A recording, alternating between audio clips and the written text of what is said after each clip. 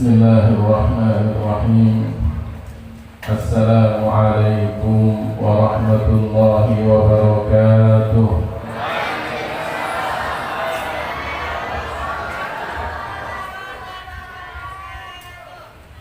Yang serempak jawabnya, adik-adik yang di belakang yang semangat jawabnya.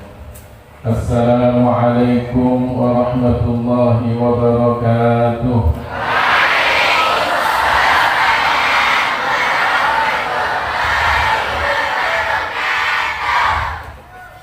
Alhamdulillahi Rabbil Alamin.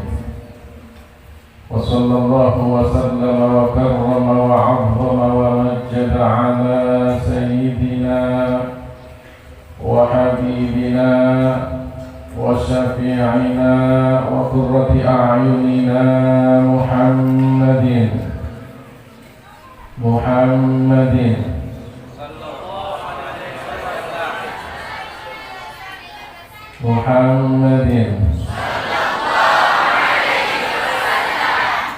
wa ala ikhwanihi an-nabiyyin wal mursalin wa man tabi'ahum bi ihsanin ila yaumiddin. Allahumma la sahla illa ma ja'altahu sahla. Amin. Wa anta ya hayyu ya qayyum taj'alul hazna idza syi'ta sahla.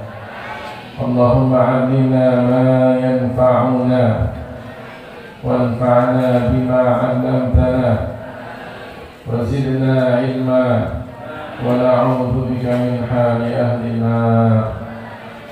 Amma ba'du. Para asatidzah, para kiai, wabil khusus pimpinan Pondok Pesantren Dar Aswaja, Adinda Kiai Utsman Saufi MA, Ustaz Iswahudi, Ustaz Alwi, Ustaz Khairul Anwar, Ustaz Rifan, dan para asatidzah yang lainnya yang tidak saya sebutkan namanya, tapi tidak mengurangi rasa hormat dan ta'zim saya kepada beliau-beliau. Hadirin dan hadirat yang dimuliakan oleh Allah Subhanahu wa Ta'ala. Alhamdulillah, puji syukur kita kepada Allah Subhanahu wa Ta'ala. Di siang hari yang cerah ini kita sama-sama hadir di Pondok Pesantren Dar Aswaja untuk sama-sama kita melihat kegiatan pondok pesantren, untuk sama-sama kita melihat penampilan anak-anak kita.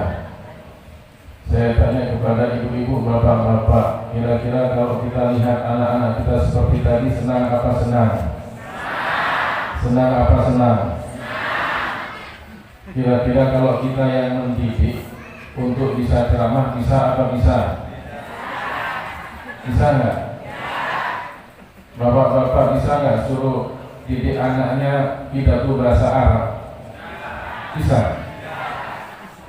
Anak-anak kita mendapatkan ilmu yang bermanfaat, ilmu yang berkah.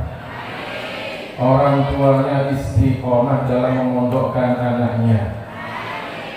Orang tuanya yang kerjaannya susah, mudah-mudahan dimudahkan oleh Allah Ta'ala.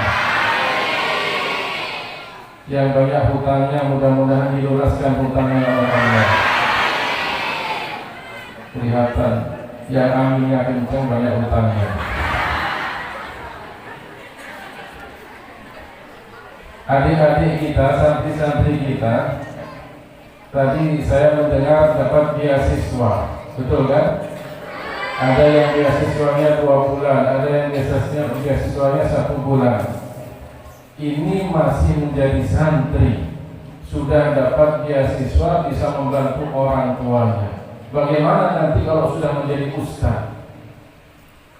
Bu, ada suaminya yang ustaz? Ada suaminya yang ustaz? Ada enggak? Bapak, ada yang istrinya ustazah? Enggak ada? Ini rahasia, ustaz dan ustazah itu biasanya dapat amplop. Senang apa senang dapat amplop? Enggak senang dapat amplop. Amplop ada isinya, senang apa senang?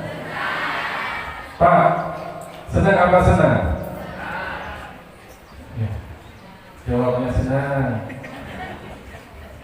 Ini anak-anaknya belum menjadi ustaz, sudah mendapatkan penghormatan, penghargaan itu di dunia. Belum nanti kalau sudah di akhirat. Bapak-bapak dan ibu-ibu sekarang masih hidup, anak-anaknya kita lihat begitu luar biasa penampilannya. Yang pidato bahasa Arab berapi-api meskipun kita nggak paham. Orang tuanya senang tertawa begitu kan, itu anak awam itu. Benar nggak? Siapapun kalau kemudian anaknya pintar, dia bilang itu anak saya, betul nggak? Ada nggak orang tua yang bangga kalau anaknya bodoh? Anaknya paling bodoh, dia bilang alhamdulillah anak saya paling bodoh. Ada nggak? Di dunia, anak-anak kita kalau pintar ilmu agamanya, kita senang. Karena orang tua tidak hanya berharap jabatan anak-anak, betul? Kalau jabatannya tinggi tidak tahu ilmu agama, akhirnya korupsi. Setelah korupsi masuk bank. Kalau anaknya punya harta yang banyak, hartanya melimpah, tapi kemudian dari cara dia tidak halal, akhirnya pun juga masuk bank. Itulah akibat anak yang tidak tahu ilmu Kalau anaknya jelek, anaknya maksiat, anaknya ahli kemungkaran, maka orang tuanya akan malu. Tapi kalau anaknya baik, anaknya solih, anaknya hafal Al-Quran, orang tuanya bangga dan senang. Di dunia orang tua bisa bangga karena anak. Tapi orang tua kalau tidak bisa mendidik anaknya, bisa anak itu kemudian kadang akhlaknya kalau dibandingkan ya dengan hewan kadang lebih parah daripada hewan. Di Indonesia ini sudah mulai marak laki-laki dengan laki-laki. Ada nggak di sini laki-laki dengan laki-laki? Ada? Kalau ada mohon keluar. Di Jakarta itu ada perempuan dengan perempuan. Saya tanya, ada nggak ayam jantan dengan ayam jantan? Ada nggak? Nggak ada kan? Ayam betina suka dengan ayam betina, ada nggak? Tapi manusia terkadang bisa lebih parah daripada hewan. Ibu-ibu, bapak-bapak punya kambing. Kambingnya jantan. Kebetulan kambingnya nakal kambingnya. Masuk kandang kambing orang lain nggak pakai izin. Ada kambing pakai izin? Nggak ada ya? Ya kan? Masuk kandang orang lain nggak pakai izin. Ada kambing betina di situ. Kemudian digauli. Jadilah kemudian kambing betina ini bunting. Bunting itu apa? Kira-kira yang punya kambing betina senang apa marah? Senang apa marah? Marah. Kambingnya bunting marah. Senang. Dia bilang alhamdulillah Pak, kambingnya kemarin masuk ke kambing saya. Kemudian sampai kambing betina saya bunting. Nanti kalau anaknya 2, kita bagi 1. Kamu 1, saya 1. Benar apa benar? Benar apa benar? Itu kalau Coba kalau anak bagaimana? Coba kalau anak laki-laki masuk rumahnya orang lain tanpa izin, sampai kemudian menghamili anak orang lain. Kira-kira orang tuanya senang apa marah? Senang apa marah? Berarti kambing lebih baik daripada anak nakal. Betul nggak? Betul nggak? Kalau anaknya tidak mau nakal, maka pondokin. Taruh di Kenapa? Karena pondok itu mengajarkan ilmu agama. biar kita tahu ilmu agama, cara kita berbakti kepada orang tua. Bahkan baktinya anak yang soleh itu tidak hanya nanti ketika kita masih hidup. Baktinya anak yang soleh kata Rasulullah sampai nanti orang tuanya meninggal dunia. Betul apa betul? Kalau kita ibu-ibu, bapak-bapak pasti akan mati kan? Pasti akan mati kan? Benar nih? Pasti akan mati kan? Semuanya akan mati. Kullu nafsin dha'iqatul maut. Setiap yang bernyawa pasti akan merasakan kematian. Pak Presiden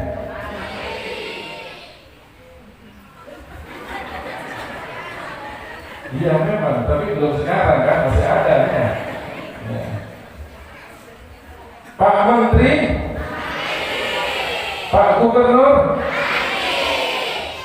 turun lagi, Pak Bupati, Pak Lurah, Pak Kepala Desa, dan Ustadz kita pun juga Inna lillahi wa inna ilaihi raji'un. Mudah-mudahan Allah berikan rahmat Allah Subhanahu wa taala kepada guru kita, kepada orang tua kita, kepada saudara kita Abuya Ustaz Abdus Salam. Jadi semuanya akan mati. Beberapa bulan yang lalu ada cerita seorang ustazah namanya Ustazah Taslimah, Ustazah Hajjah Taslimah, meninggal dunia ketika lagi tahlilan. Karena beliau kalau ada majlis ta'lim datang, dan beliau yang diminta untuk mimpin tahlilan. Lagi baca tahlilan mati. Matinya dalam keadaan baik. Kira-kira kepingin nggak kita lagi majlis ta'lim mati? Mudah-mudahan yang hadir di majlis ta'lim ini, mudah-mudahan ya Allah Engkau cabut nyawanya. Katanya lagi majlis ta'lim ini kan, mau nggak? Jangan sekarang Pak Ustaz, nanti ada. Orang itu tergantung dengan kebiasaannya. Biasa melakukan baik, insya Allah meninggal dunia dalam keadaan biasa melakukan kejelekan, biasanya pun juga meninggal dunianya tidak baik. Makanya anak-anak kita ini ketika mereka keluar dari rumahnya, itu kata Rasulullah SAW bagaikan fi sabilillah. Man kharaja fi talabil ilmi fa huwa fi sabilillah hatta yarji'. Barang siapa yang keluar dari rumahnya untuk mencari ilmu agama, maka dia bagaikan fi sabilillah, orang yang sedang berjuang di jalan Allah. Bapak-bapak, ibu-ibu, kalau kita tahu anak-anak kita ini bagaikan orang yang berjuang di jalan Allah, kira-kira kita bantu apa kita biarkan? Kita bantu apa kita biarkan? Makanya kalau kita bantu, jangan pernah kita menyusahkan pondoknya. Betul apa betul? Bayarannya jangan sampai nunggak. Kalau sudah nunggak, nyusahkan pondok. Yang susah nanti juga anak-anak. Kenapa? Karena makannya kurang. Nah, pondok kalau kemudian semuanya nggak bayar, bagaimana mau memberi makan anak-anak kita? Betul? Kalau kita bayarnya pas, tepat waktu, pondok pun juga akan bisa memberikan yang terbaik buat anak-anak kita. Anak-anak kita sedang fisabilillah, sedang berjuang di jalan Allah. Betul tadi, makan itu harus diatur. Kalau nggak diatur makannya sembarangan. Ada yang makannya enak, ada yang makannya nggak enak. Kalau sudah diatur semuanya enak semuanya, nggak enak semuanya. Begitu. Saya punya pengalaman belajar di Mesir. Sudah tua begini masih belajar di Mesir. Kalau giliran makan, lari semuanya ke dapur. Orang yang sudah tua-tua berjenggot, bahkan ada yang jenggotnya putih, itu semuanya lari ke dapur untuk antri makanan. Itu padahal sudah masih diatur. Apalagi anak-anak kita butuh untuk diatur. Pesantren mengajarkan anak-anak kita mandiri. Semuanya dia harus bisa mengatur. Mulai dari dia tidur sampai dia tidur lagi, dia atur sendiri. Mulai dari pakaian yang kotor, pakaian yang bersih, dia atur sendiri. Mulai dari sistem perekonomian, uang yang sedikit, uang yang banyak juga dia atur sendiri. Makanya bapak-bapak dan ibu-ibu bersyukur anak-anaknya dididik untuk mandiri. Syukurnya bagaimana? Jangan pernah telat kalau bayar di pon. Syukur kita kan sudah anak-anak kita dididik masalah agama, kemudian anak-anak kita dididik masalah akhlak, anak-anak kita sudah tidak merepotkan kita di rumah. Makanya kadang kalau pulang, ini anak-anak kita nih, kalau pulang lihat, ya, bisa nggak kita ngatur anak-anak kita ketika pulang? Saya tanya, anak-anak ibu dan anak-anak bapak kalau pulang, dia bisa seperti di pondok atau tidur saja? Banyakkan tidur atau banyakkan kegiatannya? Anak-anak bapak dan ibu kalau di pondok banyak makan atau sedikit makannya? Anak-anak bapak dan ibu kalau sudah di rumah bisa kemudian memimpin kalian keluarganya sholat jamaah atau tidak? Bisa nggak? Kalau kemudian kita bisa, maka berhasil anak-anak kita didik. Tapi terkadang orang tua nggak bisa. Orang tua kadang nggak tega, anaknya tidur nggak dibangun-bangunin, betul nggak? Anaknya minta makan, minta apa nak? Oh di pondok nggak dikasih nak, ya. Nanti saya masakin nak. Makan sekenyang-kenyangnya. Habis makan sekenyang-kenyangnya, tidur sepuas-puasnya. Akhirnya kemudian nggak ada kegiatan. Betul apa betul? Nggak tega kita orang tua. Anak kemudian dari pondok, katanya di pondok nggak diurus, sampai kemudian di rumah suruh tidur istirahat. Bahkan kemudian diberikan handphonenya. Anak kita kemudian senang main handphone seharian. Betul apa betul? Coba kalau di pondok nggak ada main handphone, yang ada adalah belajar. Makanya bersyukur kalau anak-anak kita di pondok. Masalah rezeki, jangan pernah khawatir. Kalau rezeki, jangan pernah khawatir. Anak saya Pak Ustaz di pondok terus, sudah dari SD di pondok, SMP di pondok, sekarang aliyahnya juga di pondok. Berapa tahun lagi Pak Ustaz pondok? Gak kerja-kerja, sawit itu banyak Pak Ustaz, gak ada yang bantuin saya urus sawit itu. Jangan khawatir, kalau masalah rezeki, insya Allah pasti ada. Ada dua orang sahabat, satu bekerja, satu belajar kepada Rasulullah. Satunya bekerja, satunya belajar kepada Rasulullah. Yang bekerja ini datang kepada Rasulullah, ya Rasulullah, saudara saya itu si fulan itu nggak mau kerja, dia hanya bisanya belajar saja. Apa kata Rasulullah? La'allaka turzaqu bihi. Siapa tahu engkau diberikan rezeki karenanya. Makanya kalau anak-anak kita di pondok, ya, kita siapa tahu rizkinya kita karena anak kita yang sedang mondok. Saya pengalaman orang tua saya dulu juga begitu. Orang tua saya bukan orang yang kaya raya. Orang tua saya bukan seorang saudagar, seorang petani, seorang kuli biasa. Tapi setiap kali saya di pondok tidak pernah telat kiriman uang ke saya. Kenapa? Karena ada rizkinya anak yang sedang mondok. Makanya jangan khawatir. Ketika anak-anak kita di pondok, jangan khawatir rizki. Insya Allah ada jalan keluarnya. Mudah-mudahan anak-anaknya yang betah di pondok, orang tuanya banyak rizkinya. Mudah-mudahan anak-anaknya yang betah di pondok dapat ilmu yang bermanfaat. Bisa bermanfaat bagi kedua orang tuanya, bisa dari bangsanya. Hadirin dan hadirat yang dimuliakan Allah Subhanahu wa Ta'ala. Bicara tentang ilmu agama, maka ilmu agama itu banyak sekali.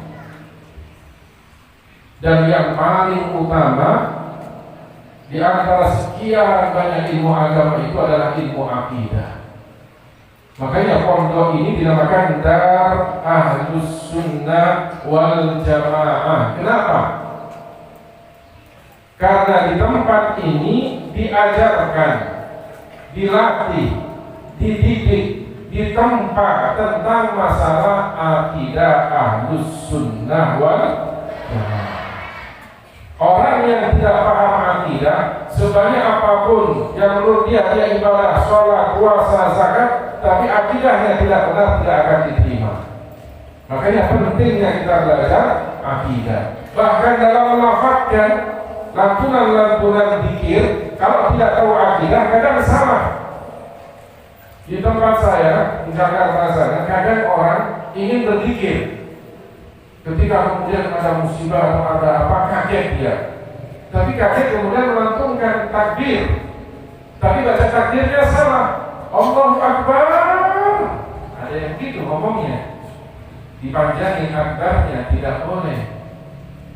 Allahu Akbar. Allahu Akbar. Pendek. Allahu Akbar. Akbarnya pendek, tidak boleh dipanjangin. Kenapa? Kalau dipanjangkan maka sudah beda maknanya. Kalau dibaca Allahu Akbar panjang, itu artinya Allah adalah beduk. Tahu beduk? Tahu beduk? Apa beduk itu? Yang dipukul sebelum azan. Ya, di masjid-masjid itu kan ada beduknya itu kan. Nah itu. Masa Tuhan kita beduk? Kan salah, benar kan? Salah kan? Allahu Akbar, Allah Maha Besar. Ketika kita mengatakan Allahu Akbar, Allah Maha Besar, bukan berarti Allah bentuknya besar, bukan berarti Allah badannya besar. Tidak, bukan berarti Allah ukurannya besar. Ketika kita mengatakan Allahu Akbar, artinya Allah Maha Besar derajatnya. Dari mana kita tahu seperti ini? Dari belajar akidah Ahlus Sunnah wal Jamaah. Sekarang banyak sekali orang-orang yang mengatasnamakan Ahlus Sunnah tapi tidak benar ajarannya. Ada yang di sini namanya Wahabi. Ada nggak Wahabi? Wahabi itu yang biasanya melarang maulidan, melarang tahlilan, melarang ratiban, ya, melarang syukuran. Kalau kemudian orang mau umroh atau pulang umroh, syukuran katanya bid'ah. Semuanya dibilang apa? Bid'ah. Ibu-ibu tahu bid'ah kan? Tahu bid'ah kan? Ya, bid'ah Ambon. Hah? Bukan. Bid'ah Ambon, tahu tuh? Hah? Oh itu bid'ah Ambon ya. Bid'ah itu sesuatu yang baru yang tidak ada contoh sebelumnya, itu namanya bid'ah. Jadi kalau seseorang melakukan satu perbuatan tidak ada contoh sebelumnya, itu namanya bid'ah. Ada sebagian orang mengatakan setiap kali kita melakukan sesuatu maka dikatakan bid'ah, bid'ah, bid'ah, dan kemudian masuk neraka. Ini kelompok ini mengatasnamakan Ahlus Sunnah, tapi sebetulnya bukan Ahlus Sunnah. Hati-hati. Dari mana kita tahu bahwa kelompok ini sesat? Dari para ulama. Para ulama yang mengatakan bahwa orang-orang yang menyerupakan Allah dengan makhluknya, yang menyalahkan mayoritas para ulama Ahlus Sunnah, mereka lah bukan Ahlus Sunnah wal Jamaah. Makanya penting kita pondokkan anak-anak kita di Dar Ahlus Sunnah wal Jamaah. Kata Kiai tadi, tidak salah bapak-bapak, ibu-ibu untuk memondokkan anaknya di tempat ini. Makanya kalau ada aturannya, tepati dan ikuti aturannya. Terlambat sehari dendanya, terlambat 2 hari dendanya, terlambat 3 hari dendanya. Kira-kira mau terlambat nggak? Nggak apa-apa, terlambat semua semuanya nggak apa-apa. Nanti saat semennya akan numpuk bisa bangun lagi pokoknya. Niatkan, ini saya ajarin, niatkan kalau memang benar-benar terlambat, niatkan bayar semennya itu ikhlas karena Allah Ta'ala untuk bangun gedung di pondok pesantren. Insya Allah gedung yang ibu-ibu dan bapak-bapak bangun itu menjadi sedekah jariah. Kalau sudah menjadi sedekah jariah, pahalanya akan terus mengalir meskipun bapak-bapak dan ibu-ibu telah meninggal dunia. Kira-kira mau terlambat nggak? Mau terlambat nggak? Biar ada sedekah jariahnya di pondok. Saya doakan ini bapak-bapak dan ibu terlambat semuanya. Nggak apa-apa, 5 hari semuanya. Nanti kiainya yang mana? Tapi itulah dendanya saja, sampai dendanya itu ada nilai pahalanya. Mana ada? Selain di pondok, dendanya ada kalau kemudian dibangunkan gedung, dan gedungnya untuk musola, gedungnya untuk ruang pertemuan, gedungnya untuk kelas, dapat pahala. Coba kalau bapak-bapak ibu-ibu kena denda pajak, buat apa pajaknya? Buat apa pajaknya? Tahu nggak? Nggak tahu. Tapi kalau denda di pesantren, dibangunkan. Ini gedung pertemuan adalah jasa bapak-bapak ibu-ibu yang sering telat anaknya datang ke pesantren. Ruangan pertemuan karena ruangan pertemuan denda para santri. Judulnya begitu nanti, ruangan pertemuan denda para santri. Bagus kan? Ya. Nanti semakin banyak orang yang denda, semakin banyak gedung yang dibangun di pesantren ini. Alhamdulillah. Yang baca alhamdulillah kayaknya niat mau denda. Itulah pesantren. Sampai dalam hal denda pun ada nilai pahalanya. Kita orang tua ingin semuanya nanti anak-anak kita menjadi anak-anak yang soleh. Kenapa? Karena kata Rasulullah, di antara pahala yang terus mengalir kepada kita ketika kita nanti meninggal dunia adalah di antaranya anak yang soleh. Beda dengan anak yang tidak soleh. Saya tanya ibu-ibu ini, ibu-ibu, bu, iya jangan, yang semangat bu. Mau cari menantu yang soleh atau yang tidak soleh? Benar nih. Saya tanya nih, ya. Ada seorang laki-laki tampan, kaya raya, penghasilannya tinggi, tapi tidak pondok sehingga tidak tahu ilmu agama.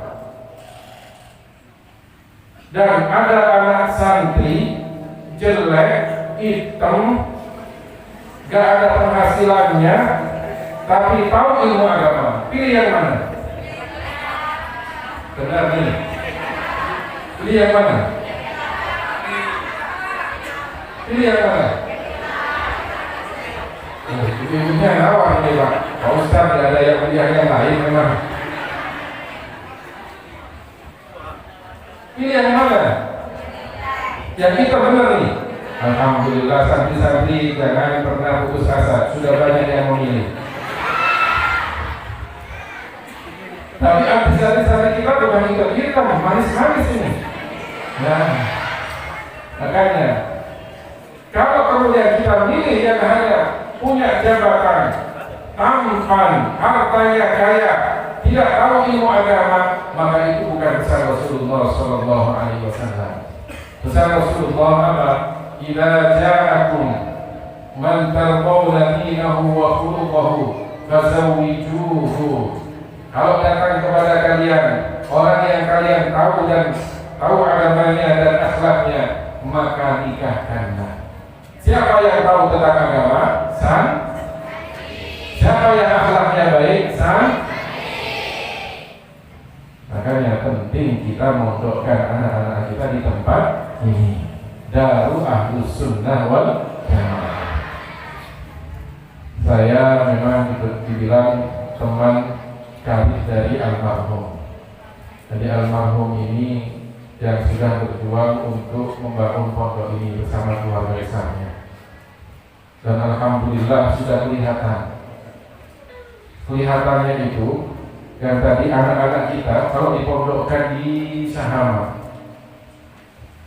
itu pondok pesantren lanjutan setelah dari Darul Aswaja, dari pondok-pondok yang lainnya, kemudian ditaruh di Sahama. Yang mau kuliah biasanya pondok di Sahama dulu. Itu kalau saya tanya kepada guru-guru di pondok pesantren di Sahama, siapakah santri-santri yang kelihatan pintar? Rata-rata pasti dibilang dari Darul Ahlus Sunnah wal Jamaah.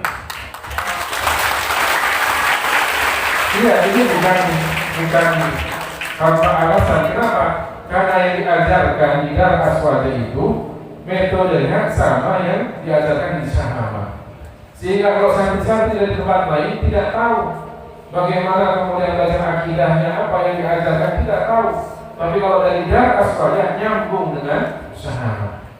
Makanya kemudian cita-cita dari almarhum itu, ya, kita Sahama itu terus menampung anak-anak Darul Aswaja untuk belajar di Sahama. Almarhum sudah banyak jasanya. Ini adalah di antara jasa beliau. Jadi gedung jasa beliau, anak-anak yang pintar jasa-jasa beliau, belum kemudian sedekahnya. Subhanallah, Rasulullah SAW menyebutkan, ya, dalam sebuah sabdanya, idza mata ibnu adam inqata'a 'amaluhu illa min thalathin. Jika anak Adam itu meninggal dunia, putus amalnya, tidak lagi bisa melakukan ibadah, sholat, puasa dan zakat kecuali dari 3 hal. Apa itu? Shadaqatin jariyah, au ilmin yuntafa'u bihi, au waladin shalihin yad'u lahu. Sedekah jariyah, ilmu yang bermanfaat, atau anak-anak yang soleh yang mendoakan. 3 hal ini ada pada almarhum. Ya, 3 hal ini ada pada almarhum. Sedekah jariyah, beliau sering sedekah. Mungkin bapak-bapak, ibu-ibu yang hadir di sini pernah merasakan bagaimana sedekahnya almarhum. Mungkin guru-guru yang ada di sini pun juga pernah merasakan bagaimana sedekahnya almarhum. Saya pun juga merasakan bagaimana sedekahnya almarhum. Ketika kami masih sekolah, kuliah, itu terkadang beliau memberi uang untuk saya, tapi tidak tahu dari mana uang itu. Pokoknya inilah buat makan. Kalau enggak ini beli makanan, begitu. Kalau kemudian kita lagi berdua, ya kemudian tidak ada makanan, dia kemudian tiba-tiba bawa makanan, nggak tahu dari mana, ayo kita makan berdua. Itulah almarhum. Jasanya luar biasa. Beliau menganggap saya sebagai adiknya. Makanya ketika beliau meninggal dunia, sungguh terasa bahwa saya kehilangan seorang kakak. Ya. Meskipun begitu, ya beliau sangat perhatian. Jauh kami. Saya di Jakarta, beliau di Kubu sini. Tapi beliau sering telepon, nanya keadaan, bagaimana perkembangan dakwah. Sampai kemarin ketika saya mau ke sini, di jalan perjalanan itu, saya tertidur sebentar, mimpi bertemu dengan almarhum. Sampai kemudian saya disambut dengan senang hati, dengan gembira. Dia senyum, ayo jalan-jalan santai. Subhanallah, sampai sebegitunya. Ya, hubungan kami dengan beliau. Makanya beliau sangat luar biasa bagi saya pribadi, terutama bagi orang-orang dekatnya. Itulah almarhum Kiai Haji Abdus Salam. Ilmu yang bermanfaat beliau juga sudah berikan. Rata-rata ustaz-ustaz yang di sini adalah murid-murid beliau. Semakin banyak ustaz-ustaz yang mengajarkan ilmunya, maka semakin banyak pahala yang mengalir kepada beliau. Beliau pun juga sangat perhatian kepada santri-santrinya, terutama santri kelas 6. Beliau tidak pernah lepas dari santri-santri yang sudah mau keluar. Dijaga, benar-benar dijaga, diperhatikan. Bahkan kemudian kalau mau keluar dari rumahnya, beliau keluarnya sembunyi-sembunyi, dan santrinya tidak tahu. Biar tetap santrinya ingin belajar, saking pinginnya santrinya belajar. Begitu perhatian kepada santrinya. Ilmunya bermanfaat untuk kita semuanya. Belum lagi kemudian beliau punya anak-anak yang soleh dan solehah. anak-anaknya yang mendoakan beliau. Mudah-mudahan 3 hal inilah yang kemudian menyertai beliau di dalam alam kuburnya. Tinggal kita, apakah kita bisa meneruskan jasa-jasa beliau. Makanya tadi beliau bilang ini, Kiai Usman, ayo dukung pondok pesantren ini. Mau nggak dukung pondok pesantren ini? Mau nggak dukung pondok pesantren ini? Sepeninggal Kiai Abdus Salam, masih ada Kiai Usman, masih ada nanti kiai-kiai yang lainnya yang meneruskan perjalanan pondok pesantren ini. Pondok pesantren ini mengajarkan akidah yang benar. Pondok pesantren ini mengajarkan anak-anak kita akhlak yang benar. Makanya ayo dukung. Dukungan kita orang tua adalah dengan senantiasa menyekolahkan dan memondokkan anaknya di sini. Kalau ada saudara-saudara tetangga yang ingin pondokkanlah di sini. Jauh dari rumah kita Pak Ustaz, jauhnya itu akan menjadi pahala. Semakin lama kita melangkahkan kaki kita untuk sampai di pondok ini, semakin banyak pahalanya. Makanya jalan menuju ini sungguh luar biasa, susahnya untuk ditempuh. Tapi kalau kita ikhlas, motor kita sampai kotor, berlumpur gitu kan. Kemudian mobil kita pun juga dari bersih masuk sini kotor, keluar tambah kotor lagi. Nah, niat dan ikhlas karena Allah. Perjuangan para sahabat lebih parah daripada itu semuanya. Para sahabat berbulan-bulan untuk sampai kepada gurunya. Nah, kita cuma sehari 2 hari, bahkan tidak sampai sehari sampai di pondok ini. Makanya perjuangan kita tidak akan sama dengan anak-anak kita kalau kemudian belajar ilmu agama. Kalau mereka dapat ilmu yang bermanfaat, insya Allah orang tua akan senang. Terakhir, sebelum saya tutup, kemarin kesini, kemarin beberapa hari yang lalu ada Fadilatus Syekh Salim Anwar. Syekh Salim Anwar itu guru besar kami. Guru besar kami berdua, saya dengan Ustaz Abdus Salam, guru besarnya Ustaz Usman, guru besarnya Ustaz Khairul Anwar, dan para asatidz yang ada di sini. Beliau ini yang kemudian ketika ke Indonesia, pertama kali ke Indonesia, kami berdua, saya dengan Kiai Abdus Salam yang mengantarkan. Beliau sangat berharap untuk bisa datang ke sini, tapi waktunya yang sungguh mepet sekali, sehingga hanya bertemu dengan Kiai Usman itu di Medan. Padahal sudah diminta untuk datang ke Kubu, tapi waktunya yang tidak ada. Beliau berpesan kepada saya, nanti kalau sampai ke Kubu, berikan hadiah dari saya untuk Kiai Usman, untuk pondok pesantren. Ini buku, namanya Al-Adabul Mufrad. Al-Adabul Mufrad itu karya Al-Imam Al-Bukhari.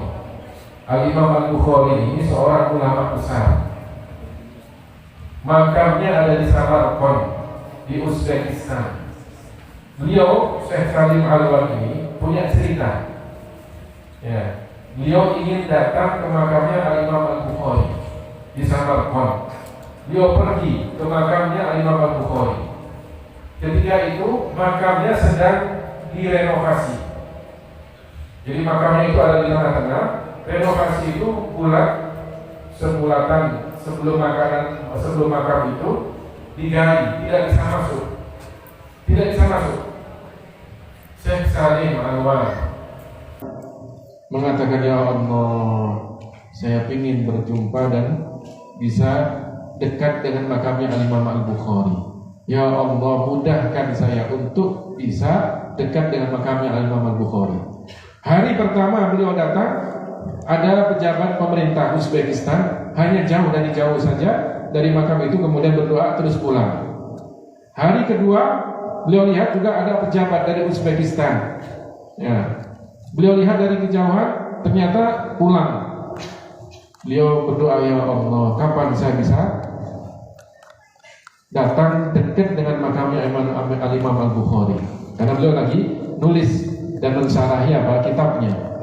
Akhirnya kemudian di hari itu ada pimpinan kontraktornya, ya, insinyur lah datang ke situ, kemudian tanya, mau apa Syekh? Saya mau datang langsung ke makamnya Imam Bukhari. Oh, tidak bisa. Tapi bisa nggak kira-kira sebentar saja? Oh, kalau mau yang datang nanti malam hari setelah semuanya selesai pekerja-pekerja ini datang lagi ke sini. Malam hari datang beliau oleh pimpinan ini, ya, mandornya ini dibikin jembatan khusus, untuk menuju makam Al-Imam Al-Bukhari. Orang lain para pejabat tidak bisa, ya. Cuma ketika itu siapa? Syekh Salim Alwan diberikan kemudahan untuk bisa datang ke makamnya Al-Imam Al-Bukhari. Berdoa di situ lama, diamini oleh mandornya ini. Ya, diamini lama dia berdoa. Kenapa? Karena bisa datang langsung ke makam Al-Imam Al-Bukhari. Padahal sedang direnovasi, sedang diunggah. Para pejabat tinggi kerajaan negara Uzbekistan tidak bisa datang, tidak bisa mendekat, tapi Syekh Salim bisa mendekat. Makanya kitab ini, ya, saya ingin berikan hadiah, ya, mewakili guru kami, ya, Syekh Salim Alwan. Ini kitab untuk pondok pesantren dan Aswaja. Mudah-mudahan bermanfaat. Saya kira itulah sedikit tausiah yang bisa saya sampaikan. Mudah-mudahan bapak-bapak, ibu-ibu yang hadir di sini tetap mendukung pondok pesantren dan Aswaja ini, ya, dengan jiwa, raga, dan hartanya, dan mudah-mudahan anak-anak kita yang belajar di sini tetap betah untuk belajar, meneruskan untuk belajar di pondok ini sampai mendapatkan ilmu yang bermanfaat. Amin ya rabbal alamin.